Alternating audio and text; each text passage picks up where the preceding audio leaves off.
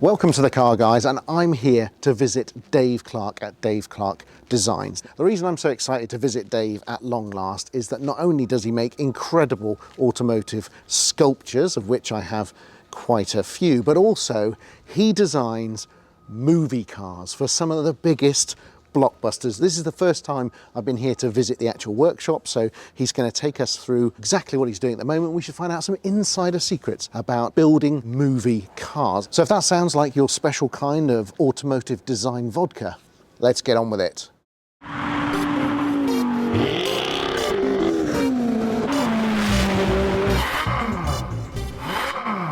Here we are then, we're at Dave Clark Designs. I've driven up, so let's go and meet the man himself.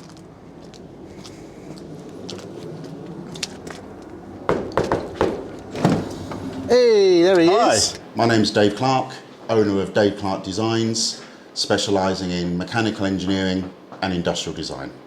So Dave, thanks for entertaining the Car Guys and letting us into your inner sanctum. Give us an idea of how did you get started in the automotive design industry? As long as I can remember or could be able to pick up a pencil, I wanted to be a designer. I found a local firm who had a tool room, so I got a job there as an apprentice toolmaker. From there, I then moved into the drawing office and then worked for various different companies as a mechanical design engineer. But then I just started getting a bit more of a flavour for the aesthetics of a product. And then in 2010, I had the crazy idea of doing a bit of freelance design, but then starting to make automotive furniture. This chair here is the one that started it all off. That was the one where I had the crazy idea of making car seat furniture. Oh wow, this is Genesis then? Genesis, yeah. I didn't just want the obvious thing. I didn't want to just put a standard car seat onto a swivel chair base. That's an Alpha seat, is it? Alpha seat from a 156. What lovely. And I got a couple of commissions. And then it was literally from that point, it was just word of mouth. Could you make me an armchair from a Ferrari seat or a Porsche seat? And this is also from a Jaguar. It originally a part of a set, so it had two seats went with it. Oh, yeah. And it actually went to the Classic Car Motor Show a few years ago. Oh wow. For Mike Brewer. Trying to say Mike Brewer has sat on this? Mike Brewer has sat on that, yeah. God, I think put it there. Mike Brewer sat on that, and Quentin Wilson has sat on that. The Quentmeister. The Quentmeister. Count Quentula yeah. has sat there. Seats. I collect car seats. Of course, look at it. I would say let's play a game of guess the car seat, but I literally wouldn't have a clue apart from that one and that one. Alfa GTV, Mark II Escort, Jaguar, Alfa Romeo, an early 80s 7 Series. And this is just from an old Escort. And then it was tables, engine blocks. What wheels are these? That's an aircraft, isn't it? That's a wheel and tyre from a Spitfire. Oh, look at that, see? Original. Still got it. That's a wheel from a Nimrod. But this is a Spitfire tyre. Do they know you've nicked it? Yes. Okay, good. And again, I didn't just want to do the standard engine block with a couple of cylinders bolted on top of that and a piece of glass on top. I wanted to do a bit of industrial design, put a bit of style into it. I did a really nice one for Octane magazine, and that was an Alfa Romeo interior. That was this gorgeous 156 tan leather, and they wanted a table to go with it, so I got all the internals from the 3-litre V6 engine Alfa Romeo, put all that together, and that was their reception area. I've had 6 out of Transits that people have given me, and can I do this? You've got fans from everything, from Minis to Zondas. It's an RAF, what they call eggs. It's a transportation egg, and inside that is a gearbox for a Tornado. Ah, is it? I'm going to turn this into 2 chairs, one half into 2 chairs. Okay. The other half, without the gearbox in it, into a table. Here on the wall we've got, well, these are much bigger examples than the ones I've got, but this is an example of your sort of, what do you actually call these? Car sculptures? Call them skeletal sculptures. With the sculptures, all I ever really tried to do was just capture those lines on the vehicle that made it unmistakably an F40 or a VW Beetle or any car I can think of. What wasn't there, your brain just kind of automatically fills in the gaps, and it kind of escalated from that. And over the years, I guess there's probably about sort of 300 of them out there. Countach. What's that, 250 GTO? Something like 250 GTO, yeah, we've got the 288 GTO at the end. Cobra. AC Cobra, everything's formed by hand. So it's panel beating, it's using your thumbs to get curves right, using a vise, using rollers to curve metal. Porsche 911. Porsche 911. The McLaren of some McLaren kind? P1. Lovely. Even if I made 10, they'd all be different because each one is individual. And then I do these versions as well, they're called what I call the sliced. version, something completely different. They're a lot more involved to design them because you've got to think of the shape of the vehicle every step of the way of going through it. Especially during COVID, I had a couple of customers that bought 5 or 6 at any one time. And then look at this. This is a big Yeah. Porsche 917K, is it? Yeah, this is what I produced last year for a show called Sleeping with Art. I mean, that's beautiful, isn't it? Yeah, it's one of my favourite ones, Zach. What you might not realise, ladies and gentlemen, is that this, not only do you have to design it, make sure it's accurate, you've then got to get it laser cut, and then with your own fair or not so fair, ridiculously strong hands, you've got to bend all of this by hand. So you're using rollers to help, things to move, but a lot of it is you just doing it by eye and bending. Exactly. I've made for Jackie Stewart. I did his famous number 5 car, the Tyrrell. That was for his charity, Race Against Dementia. I've made them for a couple of touring car drivers. Probably the favourite one I've done was Ferrari F40. I wanted that to go together in the same way that the real car does. So the rear end was separate, and it looked like it bolted on and could lift up the whole rear clamshell. Same with the front end as well. And then obviously you had this very clear monocoque in the middle. And I think that was the first one where I started to actually had wheel details and brake caliper details. It's as much about the fun of doing them and meeting these people and seeing these cars as it is about just making the sculpture. Through someone I used to know a few years ago who was a mechanic and was now hiring this mechanic, a guy in the film industry said, do you know anybody who's a designer? This guy recommended me. He then looked at the website, saw the picture of this futuristic car, and I just got back to the car one day with a message on the phone saying, my name's Graham Kelly, I work in the movie industry. Would you be interested in sort of designing some full-size cars, and can you do it? How hard can it be? I just kind of said yes. I went down to meet Graham the next day at Shepperton Studios, and he introduced me as his new car designer. They had a load of vehicles in the workshop because they was producing all the vehicles for a Tom Cruise film called The Mummy. I just thought it was the coolest thing in the world. And the film I started working with him on was Ready Player One. And I've been working for Graham ever since, at least once a year. He'll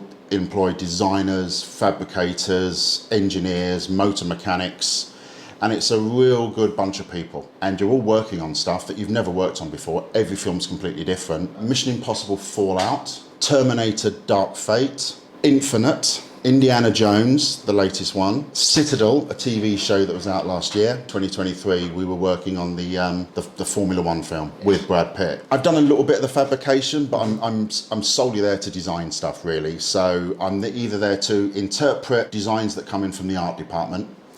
And typically with vehicles, a visual of a vehicle might be done without necessarily true knowledge of how someone's actually going to get into the vehicle and be inside it. And with us, it's not just an actor. You've probably got to get a stunt driver in there with a flame-proof suit and a crash helmet and all the rest of it for the stunt scenes. For Ready Player One, we did have a visual to work to, but it just didn't work. So I had to start off by showing how someone would actually sit in the vehicle and why we have to change the design. There's a lot of to and froing at the beginning of a show, and we made 7 of those, as well as some other vehicles as well. We did motorbikes on that, some futuristic vehicles as well. The IOI truck, I would have loved to have had one of those. So I think Steven Spielberg ended up with one of those for his collection. And then you did Mission Impossible, and you actually created, quite a signature vehicle in that film, because it's the one that gets T-boned with the main villain in. Yeah, the prison truck that the bad guy was being transported in, but it's the big black SWAT type vehicle truck. As with all movie vehicles, you're building various different types of the same vehicle. So although there was only one truck in the film, we're probably building 5 or 6 of those, because you'll have the hero truck that comes down that doesn't get touched. Then you'll probably have the one that gets T-boned and pushed into the river. You'll get the one that's on a sound stage that's effectively a huge great swimming pool, and that'll be on big hydraulic ramps and lowered into the water, internal scenes. The vehicles that you see that have any action, it's all the vehicles in the background. Still got to get purchased, it still has to effectively go through an MOT,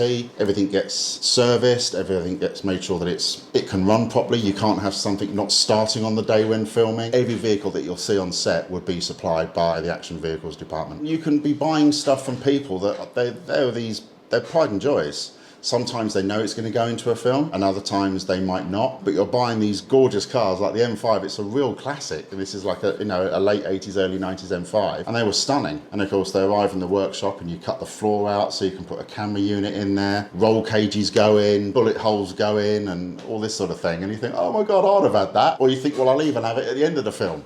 I'll still limp on with it. We did a particular film, Infinite, and that was the beginning of that film. It's all about a chase scene with a Ferrari Testarossa. And for me, the first day I turned up at the workshop, there was 2 Ferrari Testarossas in the workshop and nothing else. And I'm like, oh God. I think the one that was the hero vehicle, I think that was pretty much unscathed. It did pick up a few dents and knocks, but the other 6, they all got significant work done to them, which then means they can never go back on the road. Engines get replaced to make them more reliable on the day. If it has a smack that interferes with the wheel turning, they have to get in there immediately and free up the wheels and get the car running again. So as wonderful as some of these original engines are, they can be a little bit delicate, especially what they're asked to do in films. If it comes out of a 4-foot drop and it lands on the floor and cracks the sump and does all that sort of damage, you phone up Ferrari for spares and they say, yeah, it'll be 3 months. You can't. LS3, overnight, in the car, you're off and running again. Terminator was good actually, because the nice thing about that one, we lived in Madrid for 6 months. The truck for that was a Volvo military vehicle, and that whole vehicle got completely overhauled. Some vehicles had manual gearboxes, some had automatic gearboxes, depending on who was driving it. If it was an actor, then an auto. If it was a stunt guy, probably a manual. But that had to look like a big tipper truck, basically. So it had to look like the back of the truck would tip up. And then we had this huge, great raising and lowering plough at the front that was almost a bit of a star in the film itself, because that was knocking cars out the way as it went down the wrong side of a motorway until it eventually gets knocked off. And then you've still got this nasty piece of gear on the front of this truck that's getting very close to the pickup in front. It's like with most things, I mean, the vehicles in any film are really super. They can become huge stars in their own right. The most recent film we've been working on was the Formula 1 film with Brad Pitt. That's currently in production, but that'll be quite a buzz when that does come out. In MTV crib style, let's go and see where the magic happens and go and look inside the workshop. Right, welcome. Here we go. Welcome to my workshop. This is kind of where assembly happens and forming. Got one sculpt here, that's an Aston Martin DB5. So these are all the flat panels, everything you need to create the kit of the car, and everything will then be hand formed. These are some of the product designs that I'm actually working on at the moment for people. One of the pieces of kit I've got recent investment is the 3D printer. Before, I would have had things turned on a lathe, I would have had stuff machined on a mill, old school. Now, 3D print it just to sort of try the idea. So it's saving so much time now. And all important to it, GTO on the wall. Can you see there? Just get that. My favourite car of all time. And also, look at these. Look at these cool little numbers. Yeah, I did start doing aircraft. We've got a couple of Harriers here. Lovely. We've got a Spitfire, beautiful little Spitfire, and a Vulcan bomber. Oh, look at that. And I also did although it's not here, the Lancaster bomber. It's all about the Vulcan though, isn't it? Look at that. The simplicity and beauty of the Spitfire, look, beautiful. Again, that's all about that top surface. Very curvy aircraft, but you don't need to show those curves. As long as you've got that top surface, that silhouette. That is actually for, once it's finished, Frank Stephenson, who designed it. Frank's designed the McLaren P1, the MC12, the Mini, the Fiat 500. He's a bit of a rock star in car design. The detail on that is insane. Look at this, all that. God. But it was, the interesting thing about that one is the fact that he guided me on exactly that, on what that details would be. We bounced sketches backwards and forwards on that. And what's this cheeky little number we got parked up there? Is this your own personal classic? Yeah. Tell us a bit about this. This is a 1967 Ford Zodiac Executive. Ooh. Now I've loved these since my dad got a very similar car to this. Yep, it is open. Oh. My dad had a 1970 Ford Zephyr Deluxe. He got that in 1978. And I just, as an 8-year-old, I just thought that was the coolest thing on the planet. At the time, it felt enormous. Very luxuriously appointed. It's not bad for its age. You know, she's 56 years old, 50,000 miles. Started up on the button this morning. It's like having me dad in the workshop in a weird way, because every time I look at this, I just think of me dad. Used to go in the garage where I used to live, but my dad could only get it in halfway, because then he wouldn't be able to get out of it.